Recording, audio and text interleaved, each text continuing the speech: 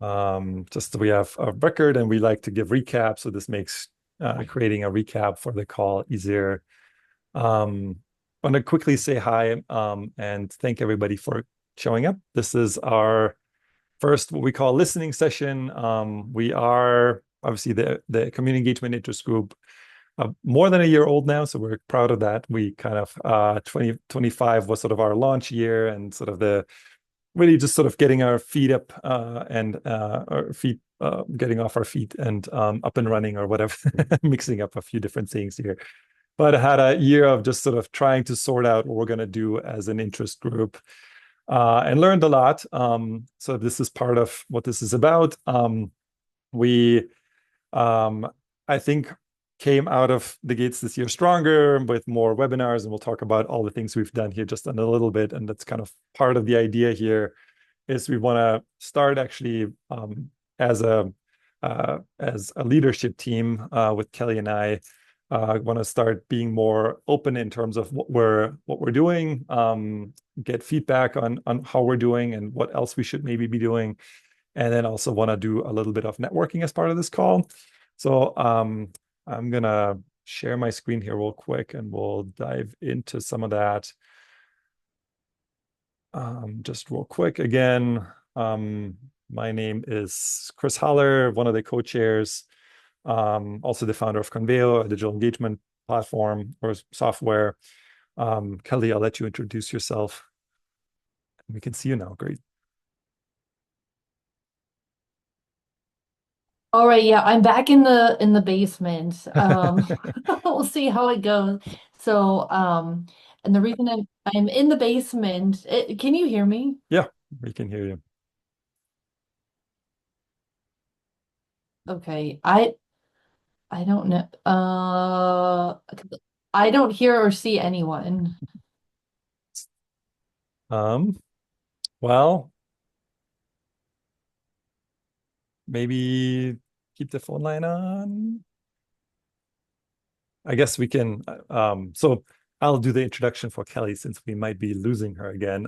Kelly is also a co-chair here, is the founder of Innovation Studio, where she does help organize public engagement and outreach processes, and also does some research around that. Also AICP, so both of us members of APA, obviously.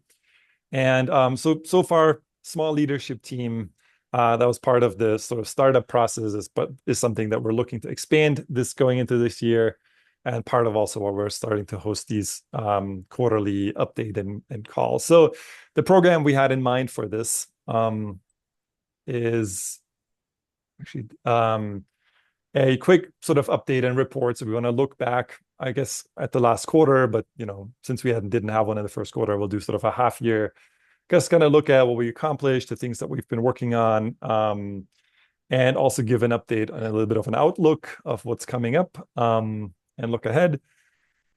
Then we'll do a quick round of introductions with everybody on the call, just so we know who's joining us. And then we'll facilitate a quick round of suggestions on opportunities. So really want to hear from you and everybody interested in terms of what else we should be looking at as an interest group, sort of what we might be missing, or what else we could do to improve. So really sort of getting, again, that's part of the listening part of the session.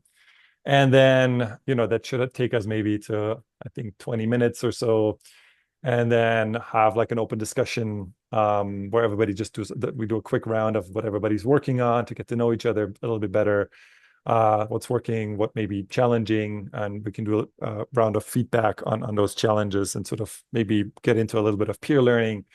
That will take how long it takes. If we're not kind of getting into any really juicy kind of challenges that require a lot of conversation, we can keep this fairly short.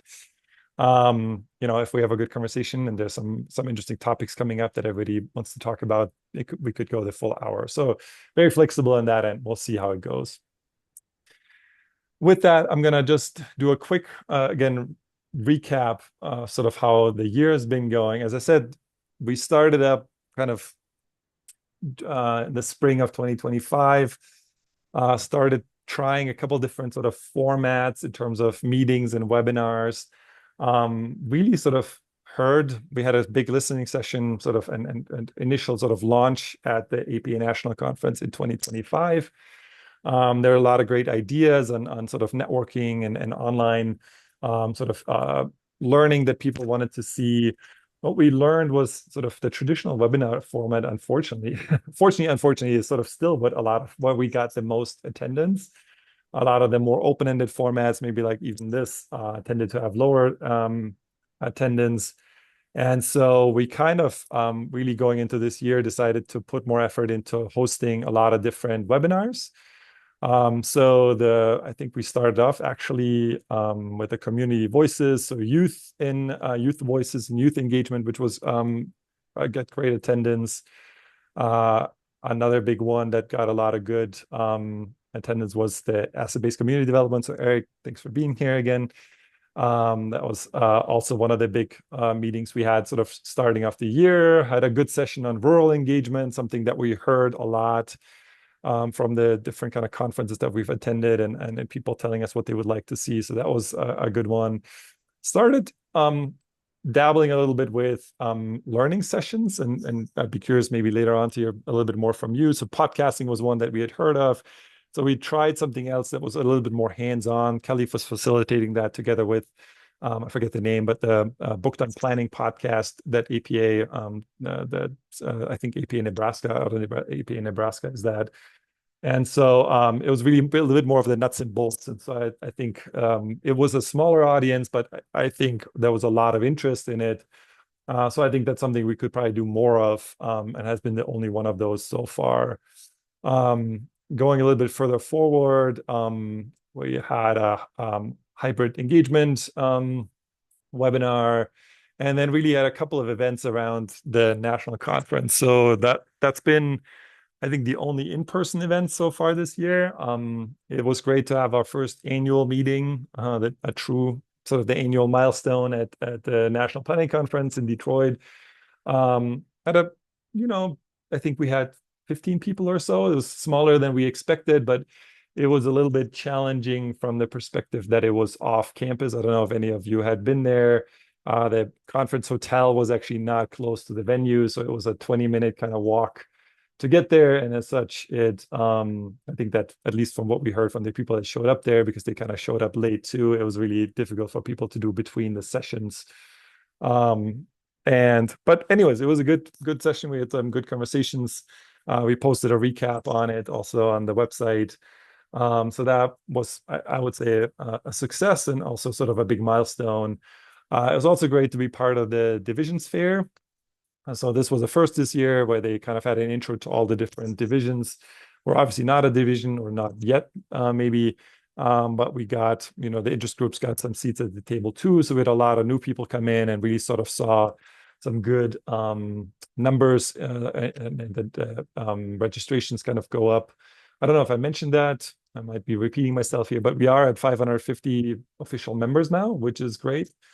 And I think we have 800 followers on LinkedIn, so pretty good audience. I think that's about the same, where we are with our newsletter. So growing steadily, which kind of feels, and I think that the fair kind of highlighted that too. I think a lot of the feedback was like, why are you guys not a division? It's like there's everybody in planning.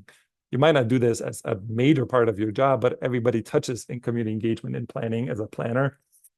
So there was a lot of support from that perspective, and a lot of intrigue in that we're still fairly young as where people would have expected that to be around. And yeah, so I think from that perspective, National Planning Conference was a success. The coffee clutch, we had an early morning networking that did not work. Not enough early birds. I guess the networking sessions or the meetups the night before maybe had something to do with that. Who knows? Kelly had another happy hour at the Georgia Planning Association, which was great. I think, unfortunately, Kelly hasn't made it back yet, but so she can't speak to that. But she had, it was a joint event. So I think they had about 30 people show up for a happy hour that was co-sponsored between the Georgia Planning Association at APA and Community Engagement Interest Group. And so I think it's a model that we would like to see more. So as like the two of us, and then maybe others down in the future, are participating in different their local divisions, the state divisions, having more sort of those events, and also in the fall at the fall conferences is something that we want to do more of. And then, yeah, just the last two, we had a Community Planning Academies webinar that was also well attended and was in collaboration with APA Virginia and MAPC in Boston. And then, unfortunately, our hybrid engagement webinar with through APA Ohio had to be canceled for family reasons of the organizer. So it'll be a repeat. There'll be actually a new July date that we need to announce. And so yeah, so a little bit more detail maybe than, but I think what I wanted to show with this, we've had really sort of well-attended webinars. I think all of them had at least 50 participants, typically more than 100 signed up. So I think we're really hitting our stride with that. And so that's, I think, is a positive sign. And really have sort of a good breadth and kind of spectrum now of webinars. We do have a few more coming up. So there's, as you see, we have the IEP2 Spectrum, obviously just got a remake. So that's a big topic and something that we feel like planners are interested. So we'll do it as a collaboration between IEP2 and the interest group, and we'll hopefully build on that because obviously IEP2 does great work and great training. So I think we'll want to do more of that and be sort of that bridge. But yeah, that's really sort of I think what we've done. There's a few more that are not on here yet that are in the works and will start getting announced soon. So I think that's where we had a little bit of an outlook. As I said, there's a few more webinars coming. We're planning on having a few in-person sessions around the fall conferences. There's going to be 3 or 4 that we're going to be at. And then another thing that was a success so far, at least sort of interesting, APA got noted. The research team at APA reached out to us and said they are going to be doing some research around or some what are the reports?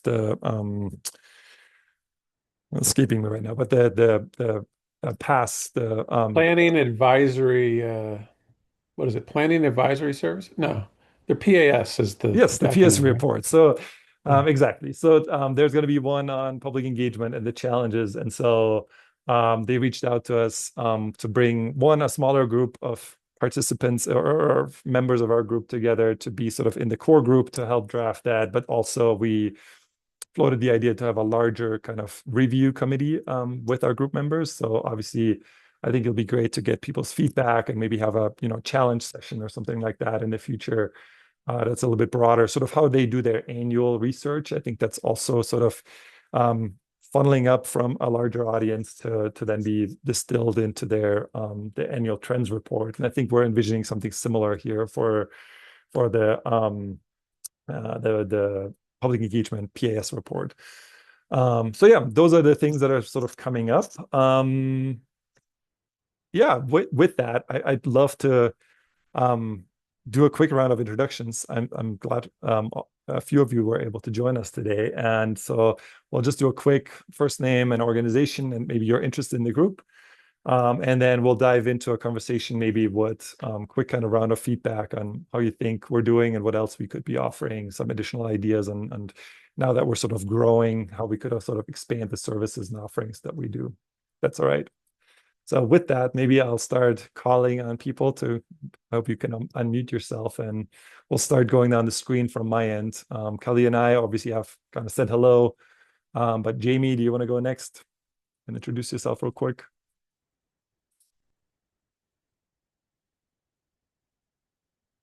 Sure. Sorry, I'm staying on mute because it's lunchtime here, so I'm eating lunch. Of course. I am the Community Development Director for the City of Durango in Colorado. Oh, great. New to Durango, been here about 18 months. Always interested in community engagement, always heavily involved in the community. So, but we're also starting the rewrite of our comprehensive plan right now. So again, looking for innovative ideas to reach out to the community and make sure everybody's voice is heard. Perfect. Welcome. Eric, would you go next? Yeah, hi. Good to be here. Community developer. I do that through a couple different ways. I'm in the community economic development field for my extension, my land grant extension appointment. And then through Central State University in Ohio, also I'm particularly passionate about not just engagement, but community building. And so I live that passion out through a nonprofit called Community Works. We had the privilege of being able to be on one at one point. So yeah, just loved the experience, and I really appreciate you, Chris and Kelly, and so happy to be a part of this conversation as well. Awesome. Welcome. Yeah. Joel, you're up next. Hi, everybody. I'm Joel Mills. I'm with the Architects Foundation based in Washington, D.C., and run our Communities by Design program. Okay. The foundation is the AIA's nonprofit partner, Okay. and the Communities by Design program is a public service program that works with communities all over the world. If you go far enough back to this, it started in the late 60s and was called the Regional and Urban Design Assistance Teams, and Okay. pioneered charrette processes, that kind of Okay. stuff. Yeah. So I have a long history with both IAB2 and on again, off again with APA, through awards, PS, reports, conferences, all that good stuff. Awesome. Welcome. And then last but not least, Diana.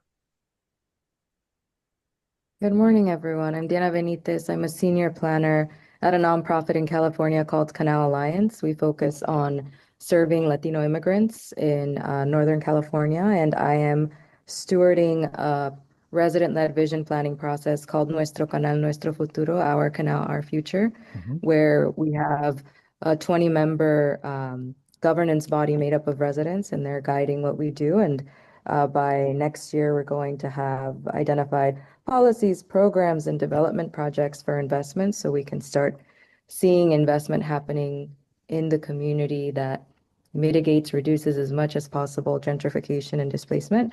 And so always excited to hear about other ways of doing planning and engagement. And APA-wise, I'm mainly involved in California. I'm the treasurer of our northern section in the Bay Area, and I actually just got an emerging planning award All right, through congratulations. the Bay Area. But yeah, Exciting.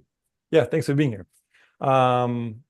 Awesome. Yeah, if you like, as I said, the next step we wanted to sort of hear is just looking at what we've done and looking where we are and sort of our progress of starting this group back up, because really it's an outgrowth. There was an engagement interest group, way back when, probably 15 years ago, and then it fell asleep.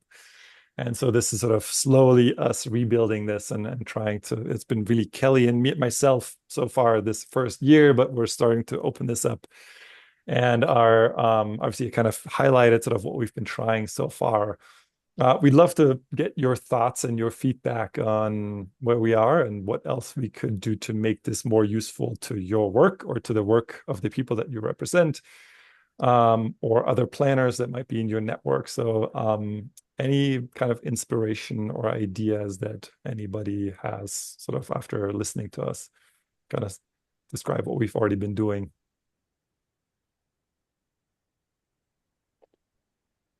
I can say, this is my first meeting because I'm not currently an APA member, and I thought it was members only. I've followed you guys on social probably for nearly your history, and I have referred people your way, younger professionals who are looking for resources. This has been one of the groups that said, if you're a planner, join this group. But I think visibility.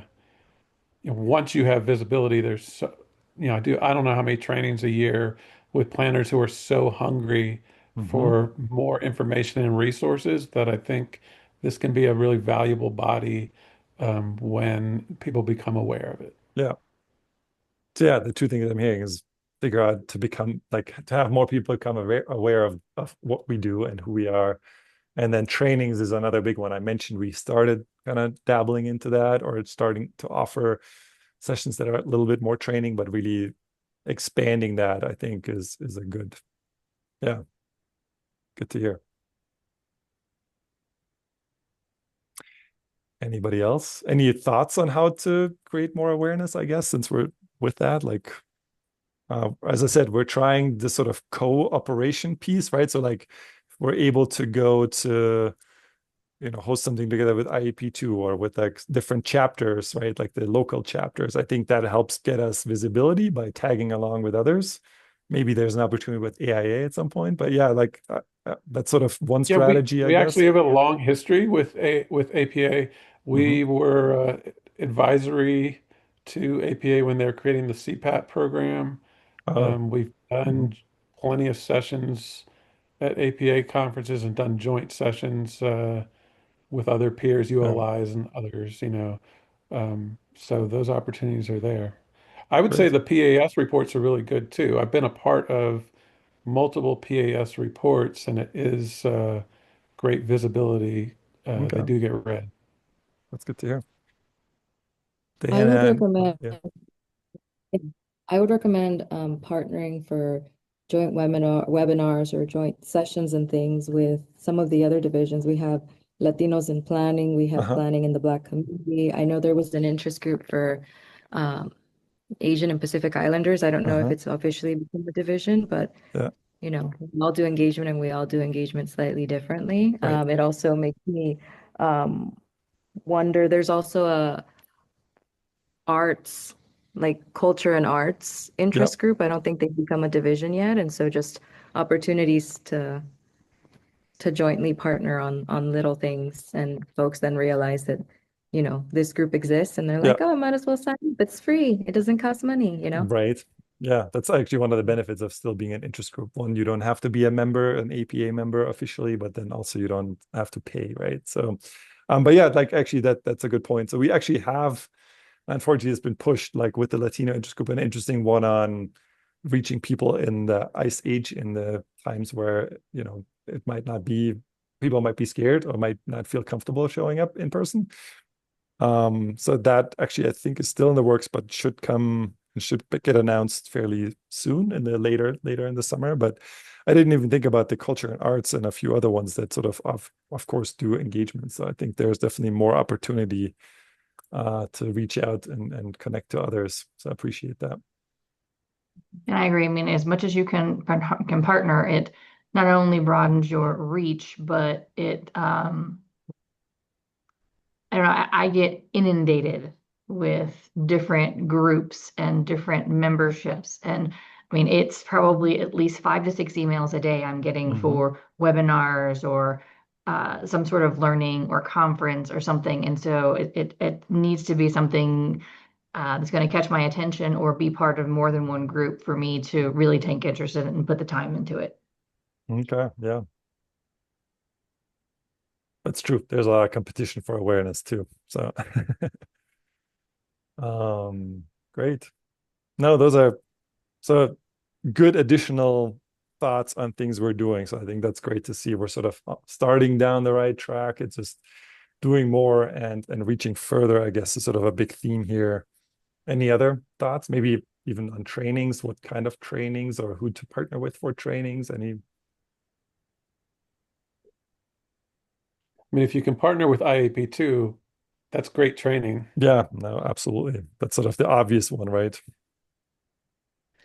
The International Association of Facilitators do a lot of facilitation-based training as well. Interesting. That's a good National one. I hadn't thought. Coalition for Dialogue and Deliberation as well is full of partners who do training around this. Yeah.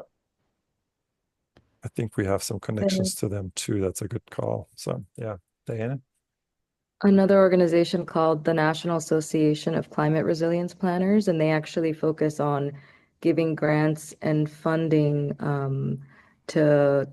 they have something called the YCLC, the Youth Climate Leaders of Color, and they are giving grants across the nation, and they have a lot of trainings, and they just recently updated a focus on like communities that are, experiencing sea level rise and climate change. So trainings that really include community and bring them to the decision-making table. Awesome. Great. Those are all fantastic kind of pointers, especially the detail ones. and sort of great groups to partner with. So we'll give that a little bit more thought and start reaching out to more of them. All right, awesome. That was perfect. That's exactly what we're looking for. Any other thoughts before we move on? Any other ideas? Well, just quickly, and again, like Joel, I haven't been deeply engaged because I'm not an APA member. So, but if you were ever want more on the vein of an asset-based community development piece of this, I could certainly make introductions to lots of other good entities, the Institute, ABCD Institute, and others. Okay, awesome. Yeah. Yeah. Of course, there's other well-known processes like appreciative inquiry and those kinds of approaches as well. Right. Actually, that's true. Like expanding a little bit on the different, that may sort of be either training or just an intro webinar, right? To sort of highlight a few different kind of approaches and methods that people are using. So There's so much I'd also need be for curious to that. hear. I'm sorry. No, go ahead. I'm just saying I'd be curious to hear like from you and Kelly, like is there what is something that you would hope to see that hasn't happened yet or through what you have done already? good question. Yeah, I think we're so one part that we're trying to figure out how we can do this better. We always had sort of this vision that there should be sort of this peer learning, that it would be great because everybody has interesting work. Nobody has it quite figured out. How could we structure sort of a web meeting type format with small groups to kind of meet and kind of discuss the challenges? And that's kind of partially what we wanted to try next real quick. And just gonna see if that sticks. But we didn't have enough signups for them. So I don't know if it's just because we're too small yet or because we have to run, a certain amount for that to become an ongoing offering that people might be interested in. So that was sort of one thing that we were sort of just not quite sure. The other part is ultimately at what point we'll start, I think we're still fairly young. So like we haven't had any hand raisers for helping us with other things. So like expanding our team, I think becomes eventually sort of an interesting topic for us. But I think again, there's sort of the challenge of if you add too much coordination, things bog down. So we're kind of so far we're in the spirit of just let's run with it. Keep it small and lean and kind of just make sure we kind of provide interesting, hopefully, content and webinars and meetings to meet as many people as we can and grow. And I think the rest will come, right? Like I think we might need to get to 1,000 or maybe 2,000 community members and then have an active community for more people to sort of want to get actively involved. So I think that's just a matter of time. But yeah, I think those are the two things that come to mind where we think we can do more or where we're kind of curious. Diana, yeah. Yeah, for the peer learning stuff, that NICRP org that I spoke about, they tend to have a webinar and then it's paired with something that they call a peer cipher. And so they have a webinar where, for example, last year we learned about indigenous planning and how land has been ceded in Florida and the work that they've been doing to bring back native fish and all of that. And so that webinar was on one day. Then the next day they had something called a peer cipher, and it had a similar theme connected, but it was more of like open-ended conversation, peer learning, like what else came from that. And it depends on the webinar and also depends on the time of season. Sometimes they're well attended, sometimes they're not, but they essentially have some grounding framing questions, and then they have breakout groups that are sometimes assigned to, like, if you want to specifically talk on this topic, and folks can move in and out. And that's how I've found it very useful, where some of the breakout groups are like, we're not going to follow exactly what they said, we're going to do our own thing, but you're able to hear from different things. And so just an idea, but just to know, it initially you might not get a lot of people signed up, but if there is a webinar that gets a lot of traction and folks have interest in wanting to continue that discussion, it's been quite useful for them and That's for great. me. Yeah. In that case, I'm curious, did they highlight the topics first so you knew what you were going to talk about when you got into the session, or okay? Yeah, so the way it's set up is that usually there's 4 or 5 webinars or themes that they have, and they announce them like at the start of the year or like by spring. And sometimes they already have like all of the folks lined up, but sometimes they just have the title. And so as you start waiting, then they start saying, and we have those peer ciphers. And so they like, and the next peer cipher for webinar 1 is scheduled for this date. So remember, if you want to register for both, you can register for one. But I will say one of the things that we do have set up is for those of us, like my organization has received grants through them. And so it's not required for us to do the peer ciphers, but there's a little bit more of like a, hey, Right. you can Maybe do you it. should. And so there's a little bit more of an attentive audience, but it's Right. not a requirement. But yeah. That makes sense. And honestly, I think that's part of what we're learning too, right? With APA, a lot of the motivation comes from the AICP credits because that's what people need to maintain their certifications. And so obviously that's a bigger draw than maybe something that doesn't do that. So yeah.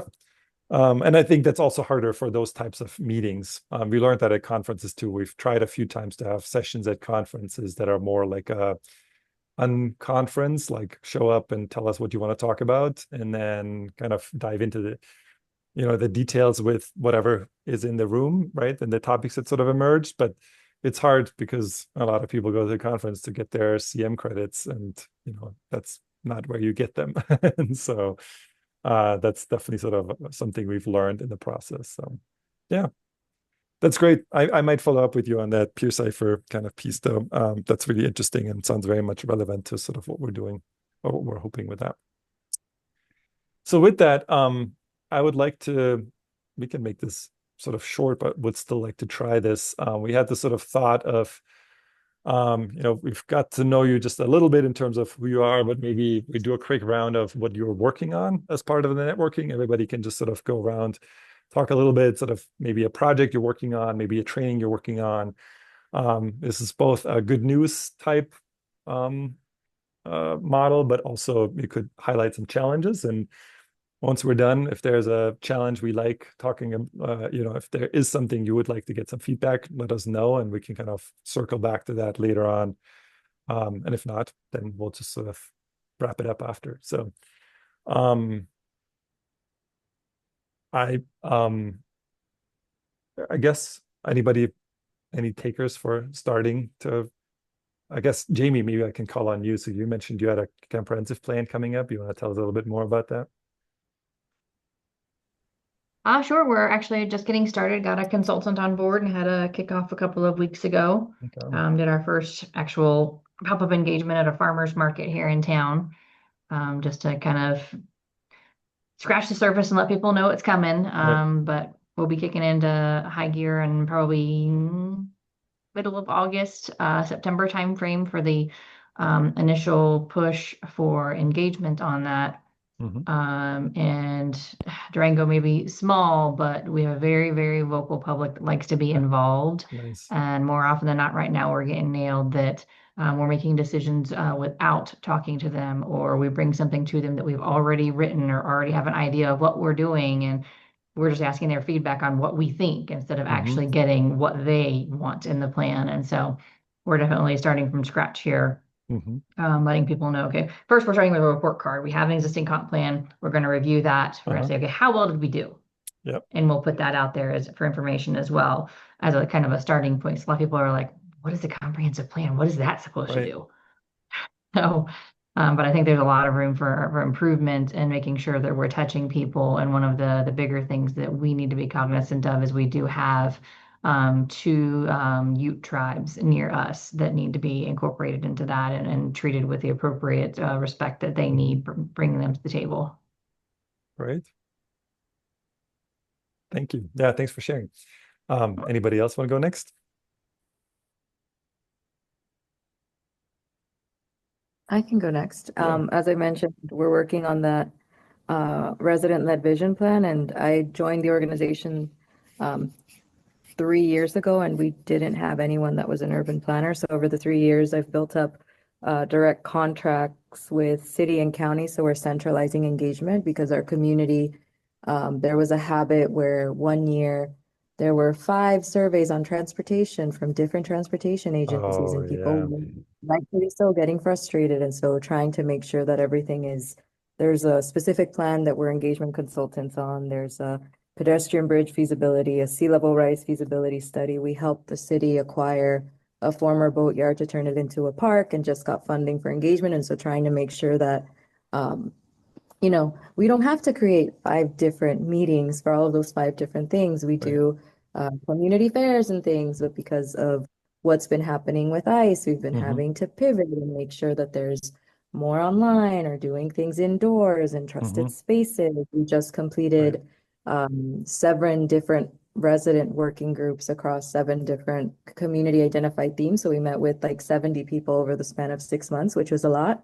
And so Wow, we're yeah. finishing up and we're now collating and analyzing the data so we can then jump into the next step. But yeah, that's a lot of what we're doing, and we're involving a lot of different partners, including city and county and other direct services agencies. So we can be like, this is what community is saying. How do you connect this to a policy? So there could be a cool idea, but how do we make sure it's feasible? And it may be feasible at a neighboring county, but it's not going to be feasible here if we do it the same way. And so really getting into the technical.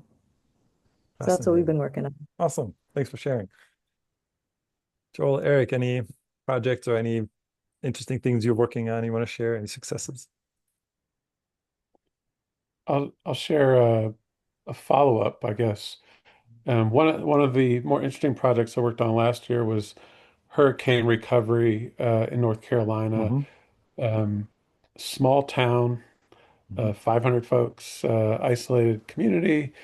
And the way that we work with communities, they apply for assistance, and then after we've done an initial visit with them, we customize an interdisciplinary team with professionals that are fit to whatever the priorities are there. So, I mean, a big public process, et cetera, and build them strategies. And so, in their case, they didn't have a hotel, right? Oh, So there's no hotel within right. 20 miles. So we were put up in people's homes. They had a couple restaurants before the storm, but not after. So every meal we were served was home cooked, they engaged the schools. We were giving them pointers on how you're going to build participation in the process. And we always encourage folks to engage the kids because you get the schools involved, you get the parents, etc. And they literally had every kid in the school system engaged in developing visions and that kind of stuff. And so it was K through 2 that did a collaborative mural that became this like centerpiece of their process. So huge process. Bottom line, more than half the town wasn't directly involved, Wow. etc. But we just heard recently one of their key pieces of infrastructure, their Creek Walk, that's the pride of the community.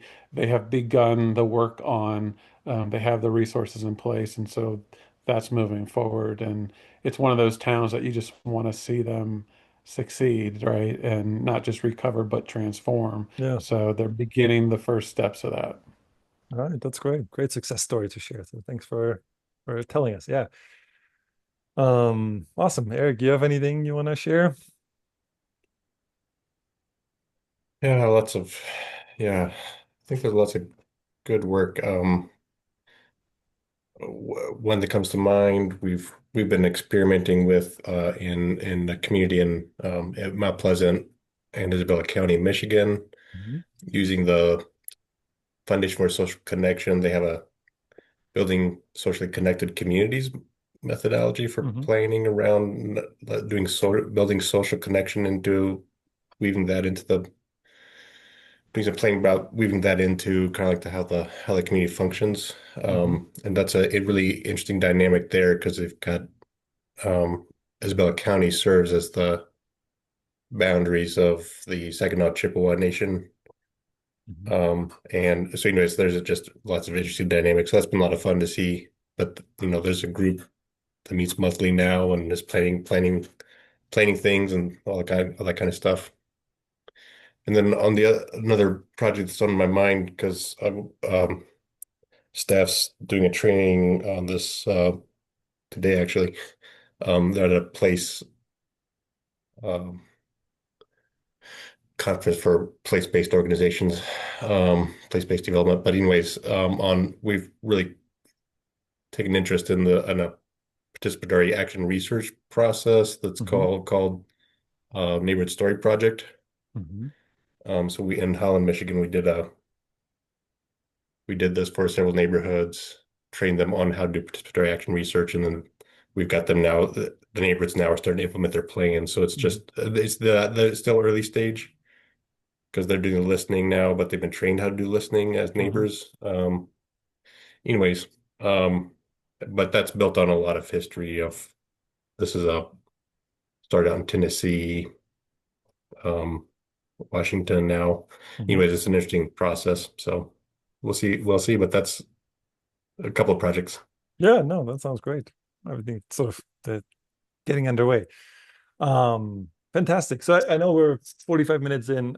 I didn't hear sort of a clear challenge, but I want to throw this out there just as the last part of this. We did sort of have this idea of if there's challenges emerging, you would like to, now you have an understanding of who else is in the room, that you would sort of want to put out to the group and get some feedback on in the remaining 10, 15 minutes. Now's your chance.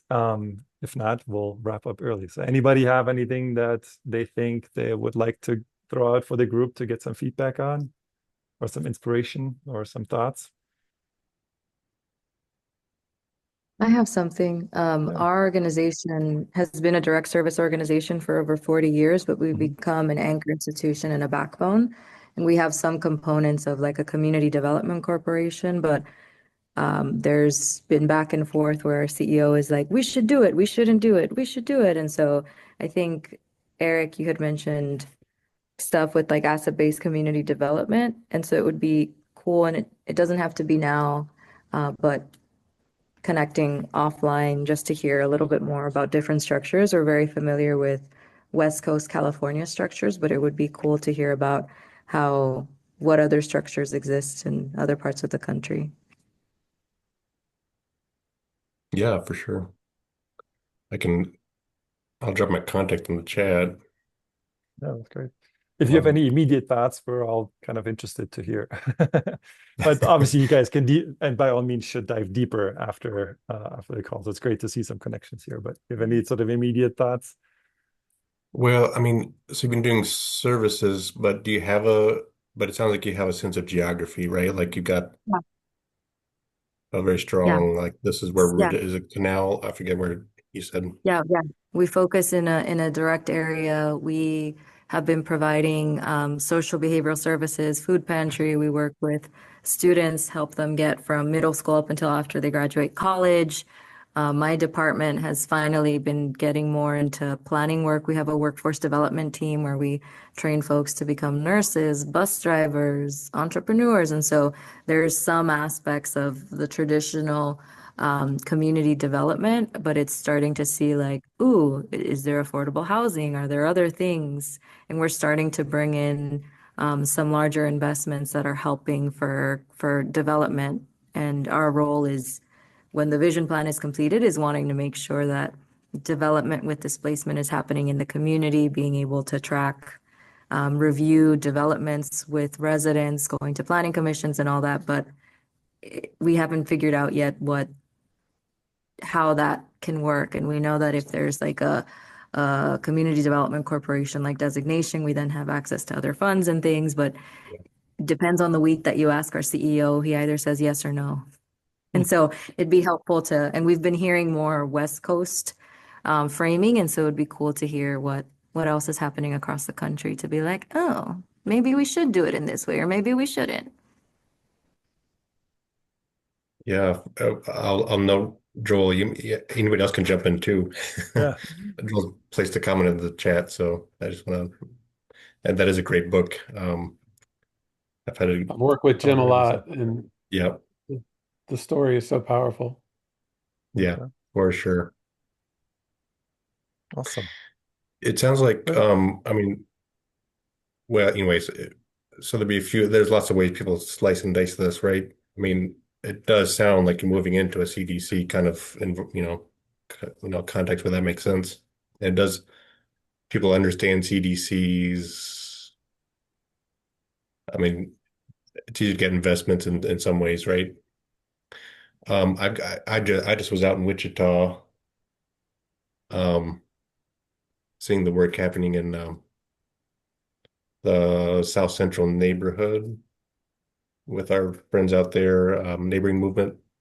But so they've what they've done is they maintained their nonprofit, just the tradition, like their traditional nonprofit status, because they want to keep doing that just neighboring work. It's less heavy than a CDC often takes on. But then they've created a LLC as well, and so that's the vehicle they're using for the redevelopment stuff.